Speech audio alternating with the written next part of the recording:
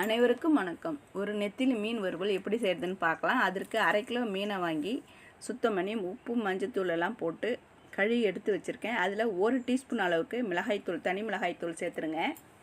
1/2 teaspoon அளவுக்கு கரம் மசாலா சேர்த்துருங்க. ஒரு 1/2 டீஸ்பூன் தூள் உப்பு சேர்த்துக்கோங்க. 1/2 டீஸ்பூன் அளவுக்கு இஞ்சி பூண்டு விழுது சேர்த்துருங்க. இது நல்லா மிக்ஸ் பண்ணிவிட்டு ஒரு 1/2 மணி நேரம் அப்படியே ரெஸ்ட்டில் விட்டுருங்க.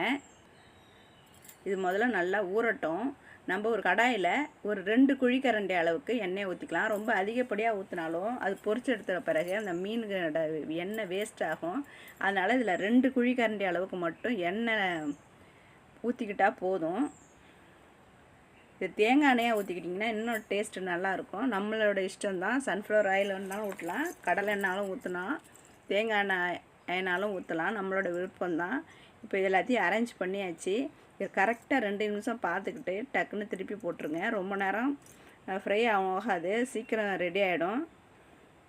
சின்ன மீனுன்றதுனால சீக்கிரம் ஃப்ரை ஆகிடும். இதை திருப்பி போட்டுருங்க. பாருங்கள், ஒட்டாமல் நல்லா வருது. பரட்டி போட்டுட்டு மறுபடியும் 2 நிமிஷம் இதை ரெஸ்ட்டில் விட்டுருங்க.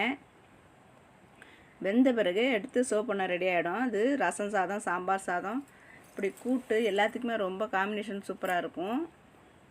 பிடிச்சிருந்தால் லைக் பண்ணுங்கள், ஷேர் பண்ணுங்கள், கமெண்ட் பண்ணுங்கள். உங்கள் ஃப்ரெண்ட்ஸுங்களுக்கும் ஷேர் பண்ணுங்கள்.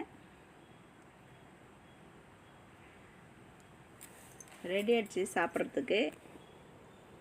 அவ்வளவுதான், நெத்திலி மீன் வறுவல் ரெடி. நன்றி, வணக்கம். உங்களுக்கு இன்னும் சுள்ளுன்னு காரம் வேணுன்னா ஒரு 1/4 டீஸ்பூன் அளவுக்கு மிளகுத்தூள் சேர்த்துக்கோங்க. சுள்ளுன்னு இருக்கும். எனக்கு இந்த அளவு காரம் கரெக்டாக இருந்தது. தேங்க்யூ.